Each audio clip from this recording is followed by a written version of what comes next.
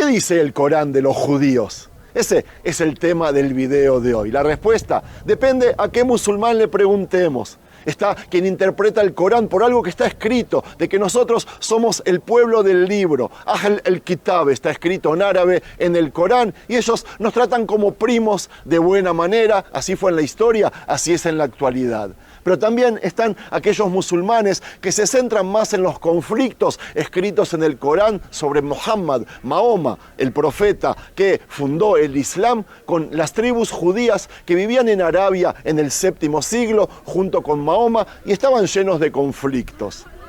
Shalom amigos, les habla Sergio Bacari del canal Bacari Suelto en Israel, otra vez con ustedes. Gracias por participar y gracias por incentivarme y apoyarme a que siga haciendo videos desde el lugar de los hechos. Estoy otro viernes, otra vez en el Monte del Templo, el lugar más sagrado para los judíos, prohibido visitarlo en tiempos que los musulmanes oran, rezan o simplemente no permiten que subamos hasta aquí.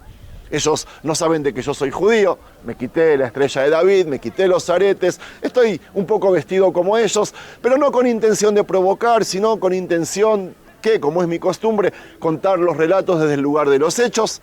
Y al final del mismo tengo un sueño que cumplir, mostrarles a ustedes cómo rezan los primos musulmanes en la mezquita Al-Aqsa, y a eso apunto. Pero antes voy a recorrer este monte del templo y les voy a contar cómo fue a través de la historia aquellos primos musulmanes que nos toleraron, nos bendijeron, convivieron con nosotros y nos protegieron incluso en España cuando éramos perseguidos por la Iglesia Católica. Les voy a contar aquellos, por otro lado, de que estuvieron en contra nuestro a través de la historia y lo están también ahora. Y también, por supuesto, contarle de aquellos árabes que hasta el día de hoy nos siguen tratando como buenos vecinos. Por ejemplo, los tratados de Abraham, los pactos de Abraham de los últimos años. Vamos a empezar a recorrer y desde ya, amigos, gracias por participar y les recuerdo visitar nuestra tienda virtual. Está espectacular. La única tienda en Israel que tiene productos en español y que salen desde aquí a cualquier rincón del mundo. Empecemos.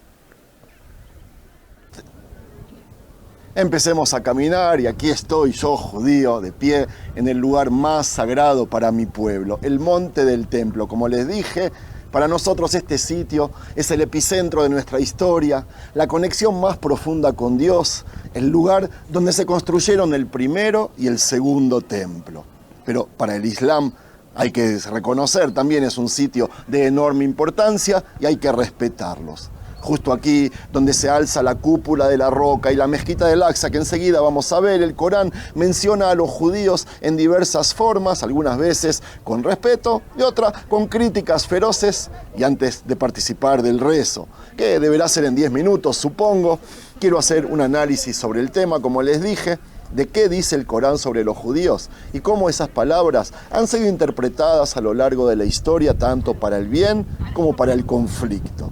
Voy a empezar diciendo de que el Corán nos reconoce a los judíos, como les dije antes, como Ahl el-Kitab, el pueblo del libro. Y esto significa que, al igual que a los hermanos cristianos, para ellos, nosotros los judíos, recibimos revelaciones divinas antes del Islam y tenemos un rol especial en la historia de la fe. Hay pasajes en el Corán que reconocen la cercanía de los judíos a Dios y nuestro papel en la historia sagrada, y todo esto lo escuchaba yo de mi abuelo que nació en Siria y hoy lo estoy verificando. Él vivió en Siria rodeado de árabes musulmanes y les tenía una simpatía bárbara. Me dijo de que de cada 100 musulmanos, uno era malo. En el Sura o en el capítulo 2 me contó mi abuelo que los creyentes judíos, cristianos y sabeos, todos aquellos que creen en Allah y en el último día y obren bien, tendrán su recompensa junto a su Señor y que no tendremos nada que temer ni nada que entristecernos. Me acuerdo las palabras de mi abuelo. Hoy yo puedo decir de que este versículo sugiere que la salvación no está limitada solo a los musulmanes, sino que también es posible para los judíos y cristianos que actúen con justicia.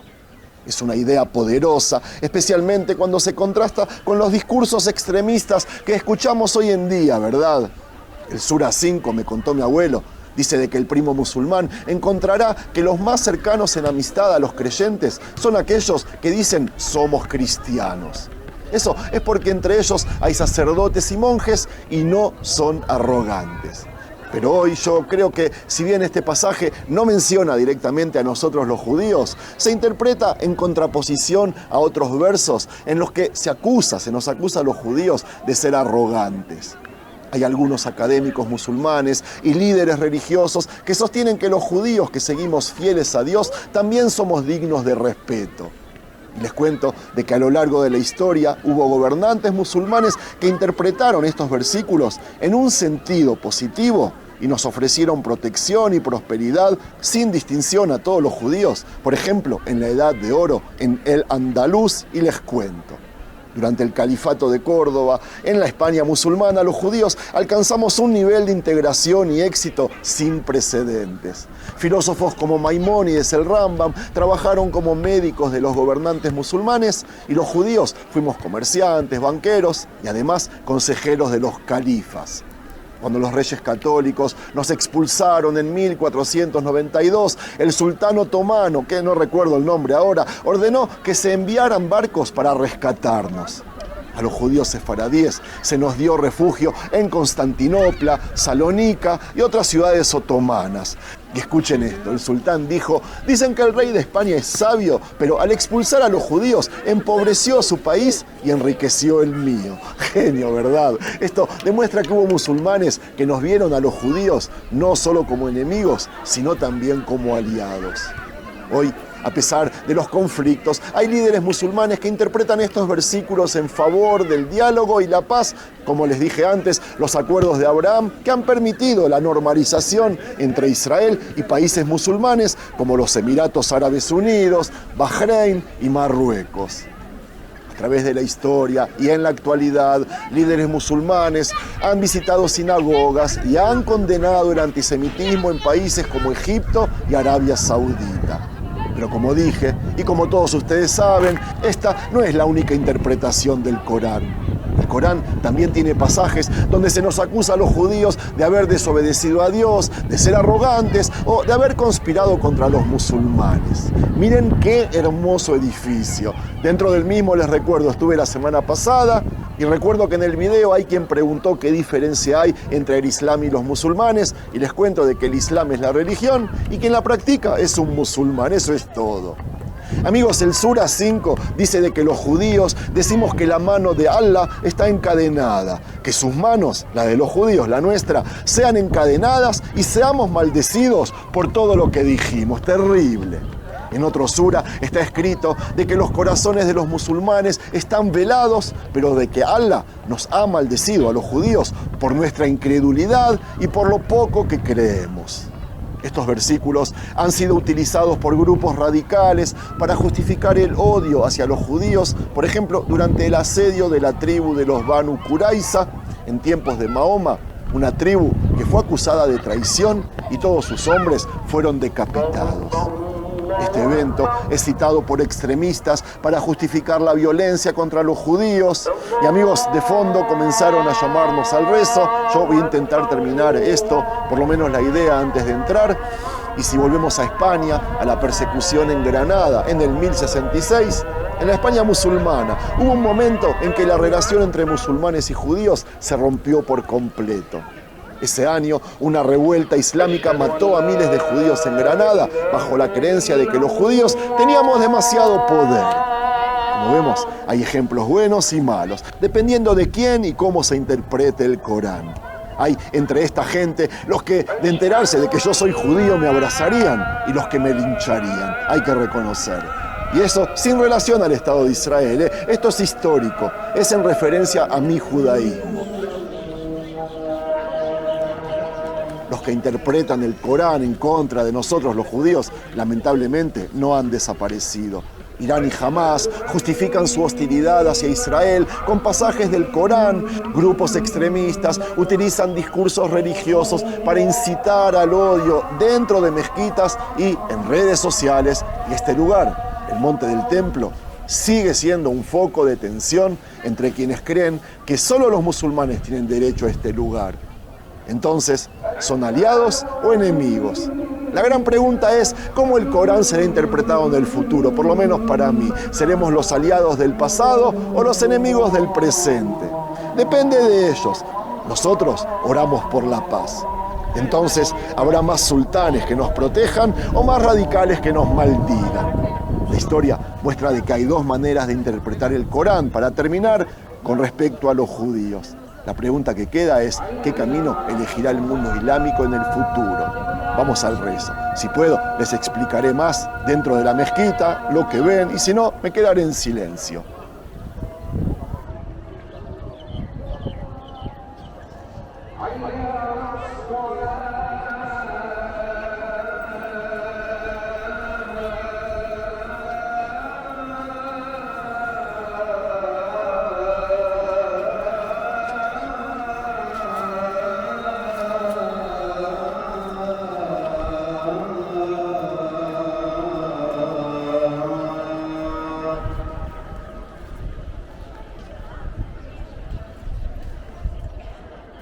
Para entrar hay que quitarse los zapatos, vamos a comportarnos como ellos.